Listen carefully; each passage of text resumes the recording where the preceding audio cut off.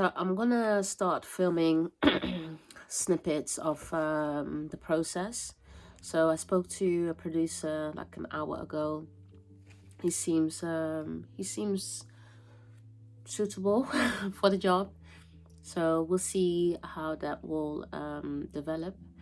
I'm currently eating. I'm going to class afterwards, which has nothing to do with this process, but I guess I wanted to say that too. And then when I'm back, I am going to draft some emails, doing some more research, listening to more classical music, and yeah, take it from there. So it is currently Thursday, the 3rd of November 2022. Yeah, that's that's it for now. That's it for now.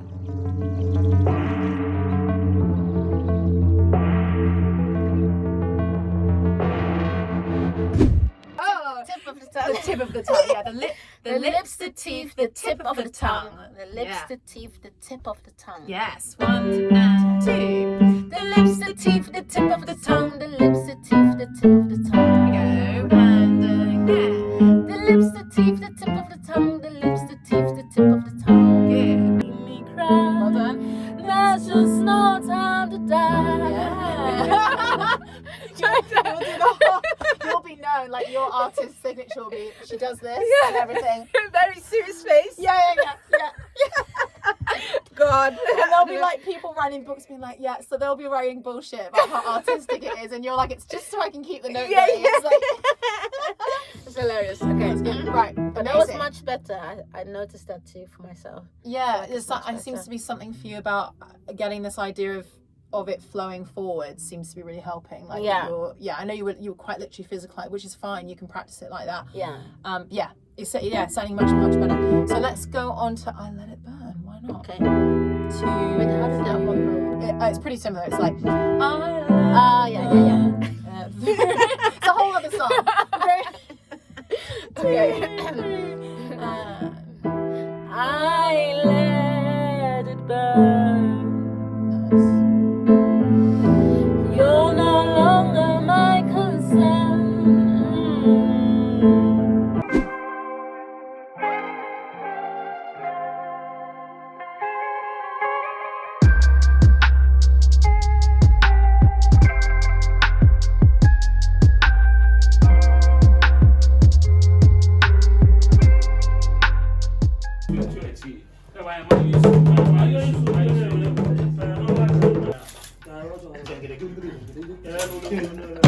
With the keys.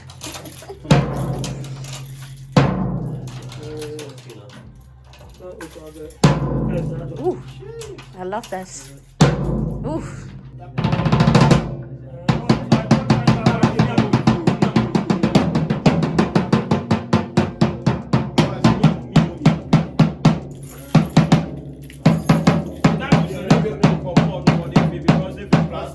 We're now recording the drumming. It's not set in stone yet which track it will be, but we're just doing it based off the references that I chose. So I'm very excited. It's very spirited. It's like really high spirited music. So I'm excited.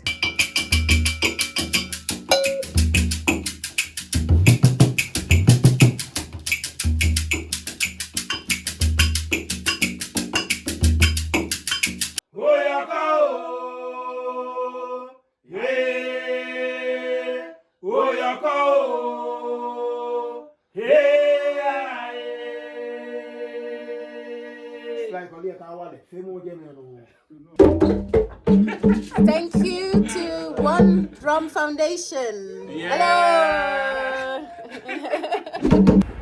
I'm on my way to my meeting with my mentor. I'm on my way to my meeting with my mentor. We're going to discuss classical music now. So I'll try and film some more when I'm there. Time for the session.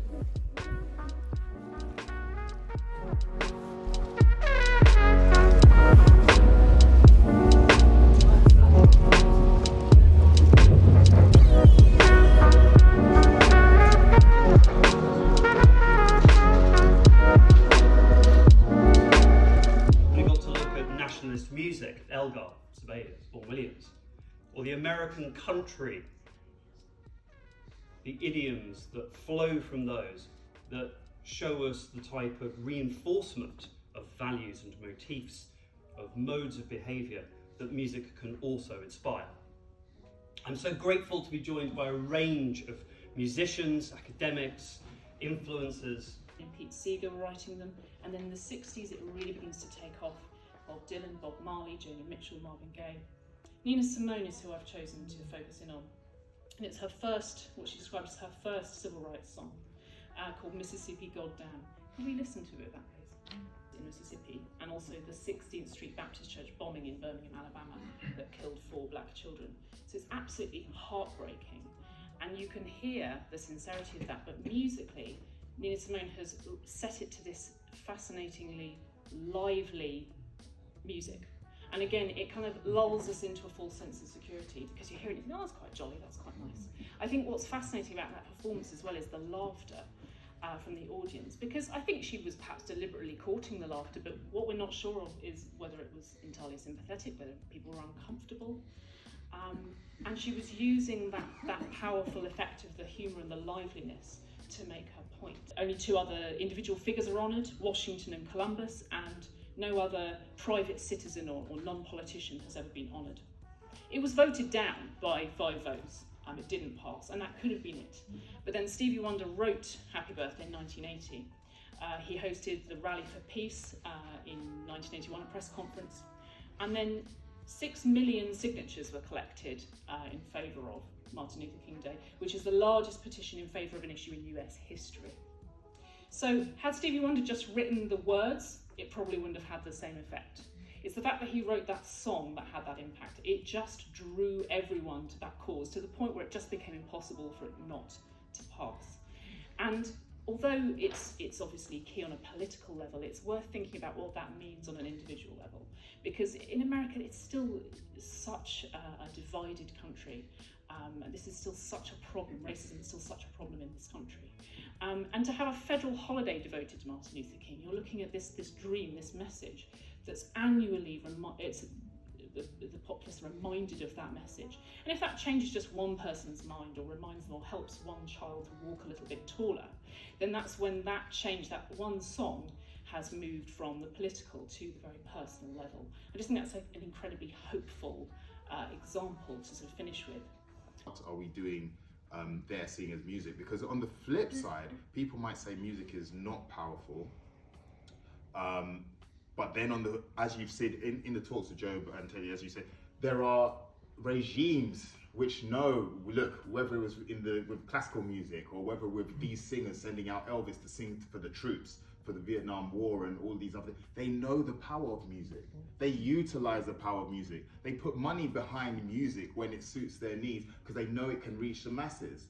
So I think I'll answer the question there, but just on this point, I think it's important in terms of putting forward a positive message to see, okay, there's a power of music. How can we utilize that in a powerful way? And then to make sure, I do think there is a problem with, there are certain words which appear on the radio and were censored before and they're not censored now. There's some music, I did listen to gangster rap when I was reporting into, let's say, Compton or New York, and when there's a war on drugs, there are all these different complicated things. Now at this stage where we've seen enough reporting from gangster rap, I'm not sure whether we still need that 20 years deep, 30 years deep. So I have to question record labels where they're making money off these problematic people. They're signing these problematic people. They're pushing these problematic people in front of us all the time. Into issues of censorship and imposing one's own values onto art. And it's a vast topic, obviously, but it's really difficult because even if a group of people are largely in agreement, it's fairly important to be aware of free speech, effectively. And that's always going to be the tension, I think, with that question between freedom of speech and trying to sort of not, as you say, not fund people, not platform people who are problematic. So I'm not sure there's a simple answer. So remind me of your first point. it was what can sort of music lovers or music distributors do to make sure that these sort of subversive messages aren't just getting lost under the that's a really interesting one. I mean, as I say, I write program notes. I think where possible, communicating, and the internet. I mean, the internet's a mixed bag in this respect, because I was thinking about Gil Scott-Heron saying the revolution will not be televised. And I wonder if today, I don't want to put words into his mouth, but if you might say, the revolution will not be tweeted. And to some extent, we do rely perhaps too much on the internet and sort of sit there and think, oh, this is my lovely point, and people are going to agree with me. And then I've done my activism for the day. And actually, music's much more dynamic than that, much more powerful. But I think the internet at least can give us that freedom to explore ideas and explain ideas. A bit like the broadside ballads that I was saying, it's this democratisation of the information. So it does need, you're right, to start at the top. It needs to be within organisations that things are made clear where possible. Sometimes people may want the message to be coded, to be subtle, and there is that possibility. But yes, bringing it out into the open, normalising where appropriate, is something that I think we can take into our own hands, but organisations also do need to look at. Well, in the sense, I mean, you say there are lots of talented people. I mean, talent in itself is something that I would question anyway, because it's kind of impossible without the opportunities and the access, to be very honest. And so I will always say, that education and giving people that access and that opportunity is one of the strongest things for change. And I'm not saying it's simple in terms of that's I think a very, very strong factor for change, but I mean there are a lot of other complex things that unfortunately sort of come in the way of that maybe. But yeah, it's when I guess when talent meets opportunity, then it's possible. And then of course there are still lots of other factors, but I think it's impossible without the opportunity.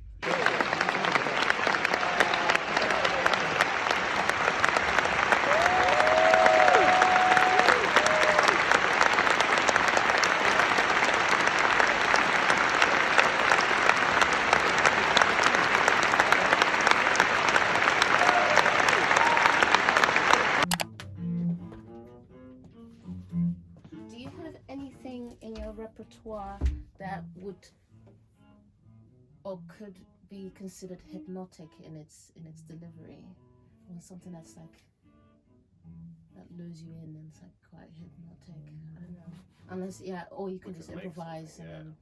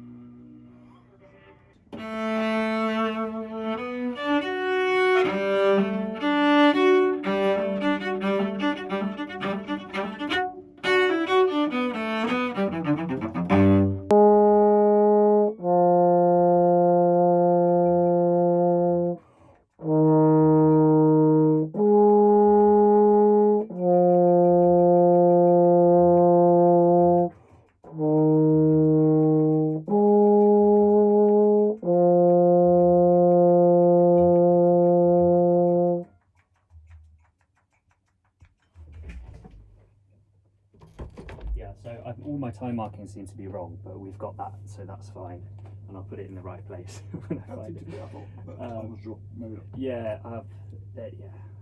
but anyway.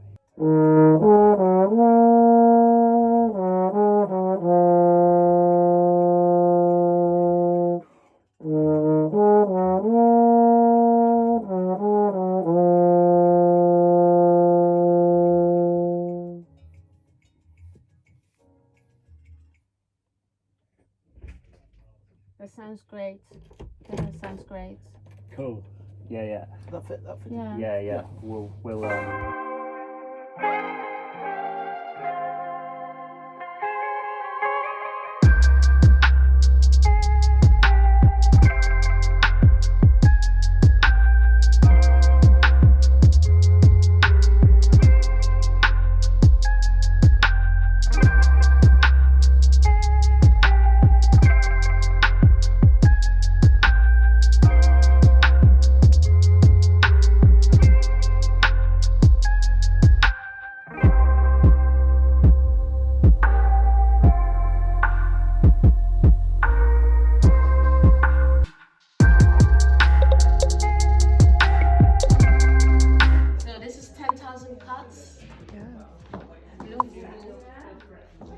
New Beginnings, and then that one represents 2 tracks, Asante 4 and Akufena. So this is the entire Blue Voodoo project. Woo! How are you feeling now? Huh? How are you feeling? Good. Yeah? Yeah, how are you feeling? I'm very tired. Tired. But we're gonna get ice cream now.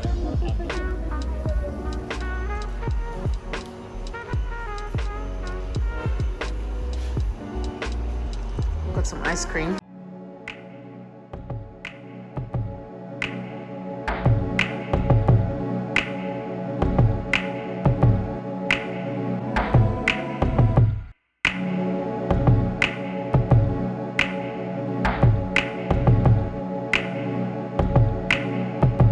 Today is the last day that the exhibition will showcase.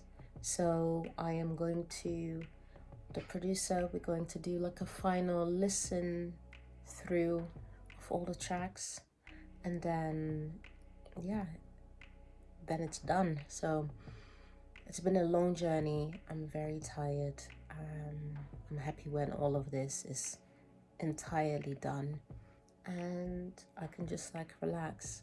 So I'm going to the producer's house now. So other than that, I think I showed you some of the books that I used for my research. If I didn't, then I'm gonna grab it now.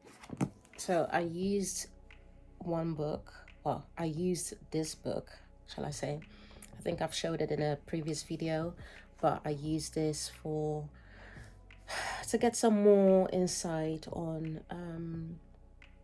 music and some of the traditional wear, and yeah, I guess it's quite dense, but it's also very enriching.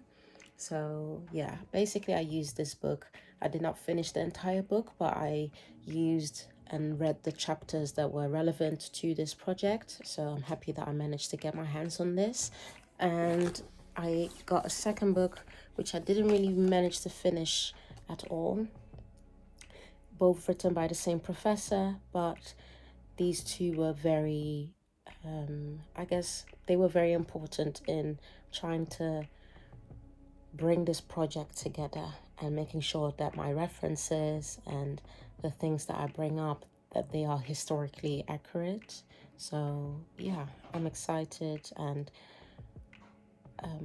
very well. I look forward to the reactions of people and if they pick up on these references, and I just hope that people enjoy the project. So yeah, this is the second book. So it's time to go to the producer now. So let's do that.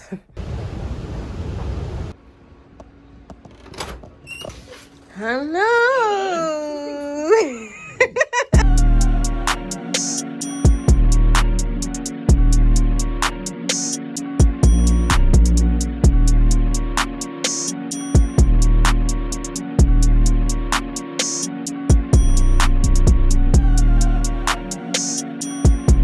We took some notes and now we're going to listen to the track again, and then per note we are going to adjust it.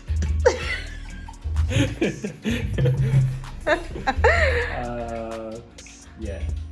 So what are we doing now? So we're just taking a little bit of mud out of the master, actually. So we're almost done. There's one more track that needs doing, and then everything is ready to go. So we're just taking a break now, and then we will continue.